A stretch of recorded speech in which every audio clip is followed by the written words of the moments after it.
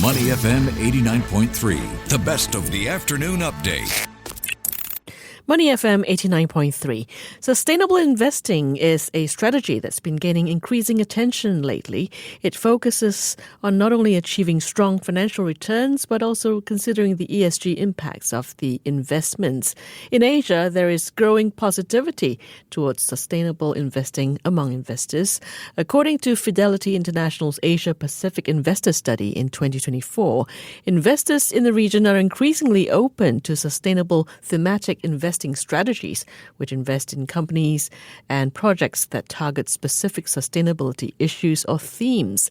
Now, 61% say they have incorporated sustainable thematic investments in their portfolio, a significant increase from 2023, and this is especially so for mainland China and Singapore. Indeed, in recent years, there's been a shift towards sustainable investing in response to the global demand for more responsible investment practices that ensure long-term environmental sustainability. So on Industry Insight, we take a look at the evolving dynamics of sustainable investing, exploring its current state and the exciting prospects it holds for investors in 2025. And to help us navigate this landscape, I'm so pleased to introduce my expert guest to you. She is Hortense Bioy, Director of Sustainability Research at Morningstar, speaking to us from London. Welcome to Money FM 89.3, Hortense. Thank you very much for having me. Now, there is a growing investor appetite for environmentally focused investment opportunities, Hortense, and a broader acceptance among institutional investors that sustainable investing is very important to future financial strategies that align with global climate goals.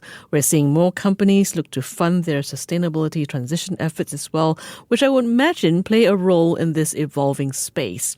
So from your perspective, what can you tell us about the current sustainable investment landscape?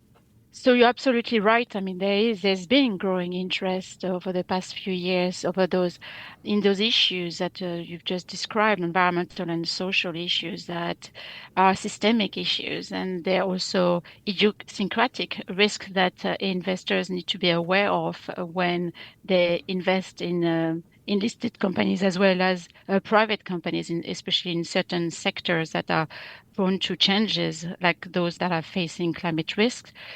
So where does that leave investors? Investors want to know what's going on, the risks that they're facing, but also the opportunities that systemic issues like climate change in particular are bringing them as well. We've heard about technological advancements that will allow the world to decarbonize. So, of course, solar, wind, EVs, those are technologies that bring opportunities for investors, but also risks. As we know, the renewable sector hasn't brought very attractive returns in the last few years after the boom that we saw up to 2021. So we think, for example, that there will still be opportunities next year. There will be targeted opportunities in the renewable sector, in some other green tech, but also sustainable agriculture, in terms of electrification, energy efficiency, and other sectors that we can also talk about. But the opportunities are certainly there, but there are also risks to be aware of. Hortense, what are you seeing in terms of the most significant changes in this space, specifically in the APAC region as well? So when we look at, for example, every quarter we look at flows, money flowing into ESG funds. So it's also very hard to define ESG funds. It's an issue that has penalized the space in the past couple of years with concerns around greenwashing. Mm-hmm. And we've seen this reflected in lower flows actually into this space in the last couple of years. There have also been issues around performance. So ESG funds performed very well over the 2021 period during COVID, but after that, and especially since the war in Ukraine, performance hasn't been good when you look at ESG funds versus non-ESG funds.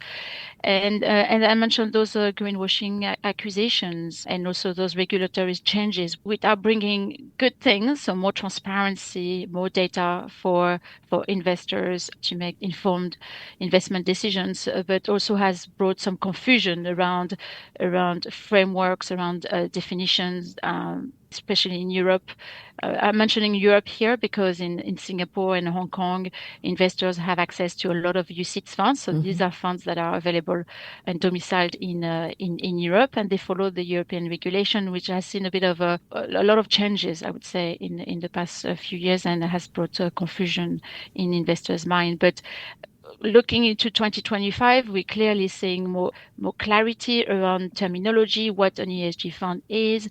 Surveys after surveys, as you mentioned, reveals that there's growing appetite for this type of strategies.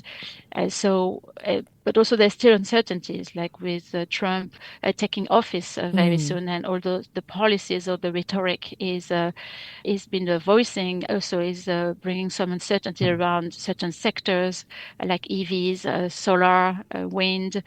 So it's going to be a volatile year for investors to navigate, and that also I didn't mention something linked to performance is interest rates. A high interest rate environment has penalized the stock of this type of companies rather.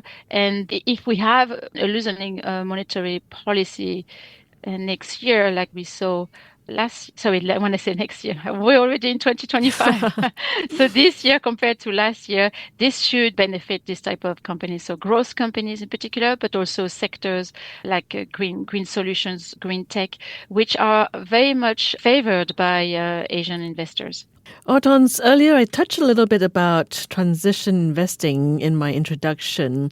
Is that one of the major themes for 2025 to look out for? Absolutely, absolutely. The world needs to transition.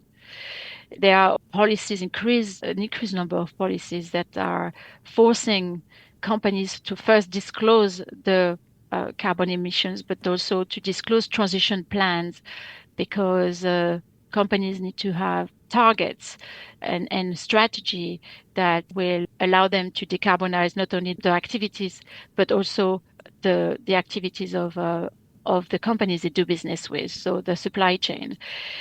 Today, there is a gap, a financing gap when it comes to help companies, especially in emerging markets, to transition. This is very important because this is where most of the manufacturing is done now in emerging markets, and there are lots of carbon intensive industry, mining industry, but as I mentioned, industrial companies that are manufacturing goods for the whole world, including, of course, the Western world, which has been disindustrializing for some time now. Now, of course, those countries are also trying to bring back their industries, but still, there still need to be more capital to flow in emerging markets to help companies decarbonize. And this is today what we're not seeing. Regulation doesn't encourage this as well because of risk management requirement, but also alignment to taxonomies, green taxonomies that mean that a lot of money are flowing into one type of activities and sectors like utilities, but not into the hard to abate sectors that need today more financing. But there are instruments that are being developed that also we are seeing growing in terms of adoption. I'm referring to sustainability-linked bonds. They've been penalized by high interest rates. But again, as I said earlier, if we're seeing rate cuts next year, we should see that should bolster issuance of this type of bonds as well as green bonds. But we see the money to flow really into mining, into manufacturing, really in those sectors that need to transition and to transition faster.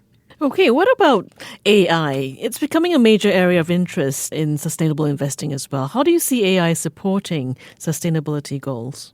So yeah, of course, AI is a great technology that will help a lot of sectors to find efficiencies in the way they operate. So we have healthcare, of course, we have all sectors that will need to monitor their carbon footprint and understand and how they can make the energy use more efficient, for example. So AI application brings a lot of optimism about decarbonizing the world or reducing carbon emissions. However, this also comes with challenges because AI is very power hungry.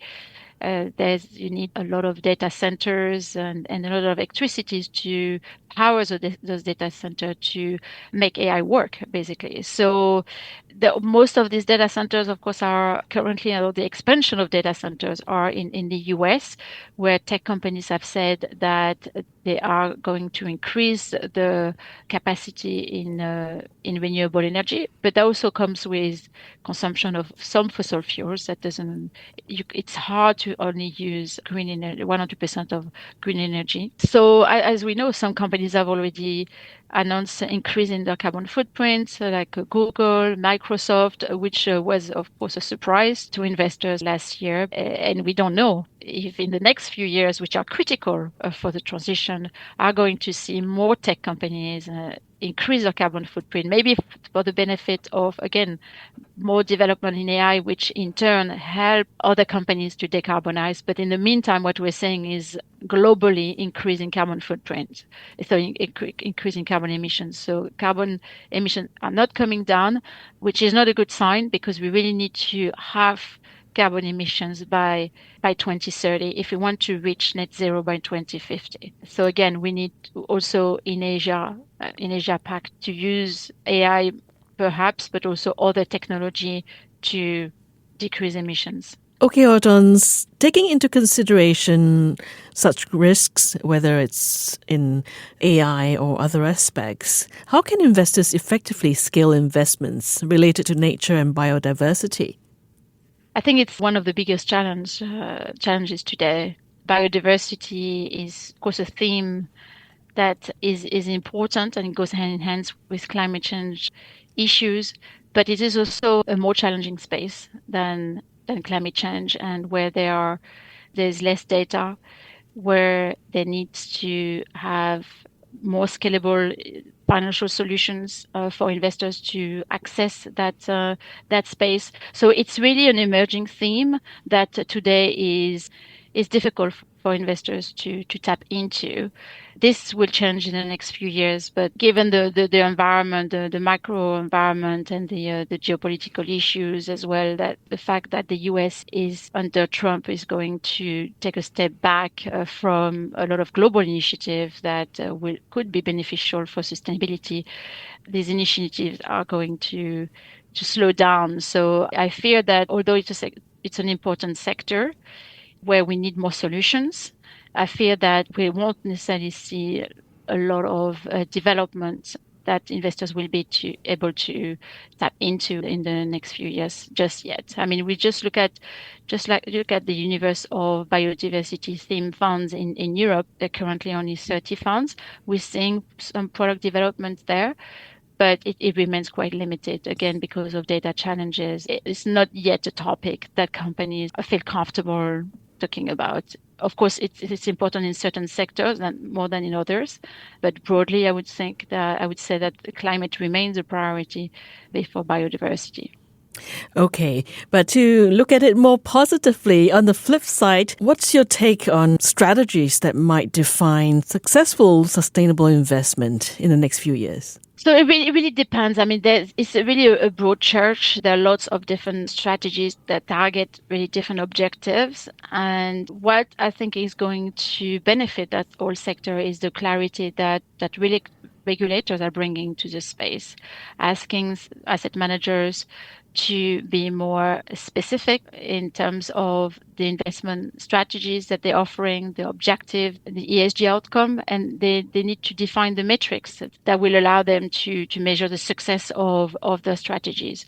But again, it's really a broad church. And when you talk about sustainability applied to a portfolio broadly, there are different considerations they're involved than if you invest in a sustainable sector, which is much more targeted and driven by very specific factors that may not apply broadly at the portfolio level. So it's really on a case by case basis, I would say. It always starts with what the investor wants to do. So it's personal motivation for investing in this space.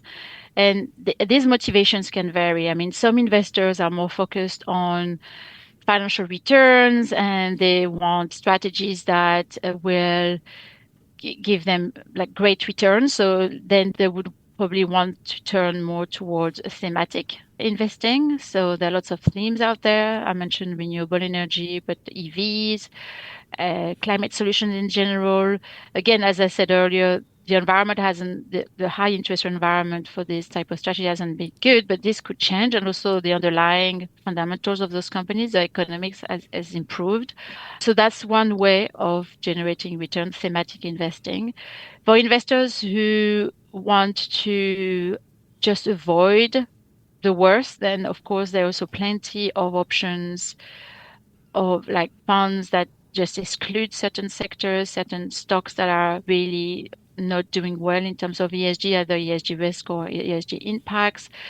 And typically those products can fit a core portfolio very well. There are also other strategies. Every quarter almost we publish studies on climate funds. So then again, you have like a wide range of strategies from decarbonizing portfolios to investing in solutions, investing in green bonds. You also have some hybrid strategies. So there are lots of different approaches that investors can take, even to a theme like climate change.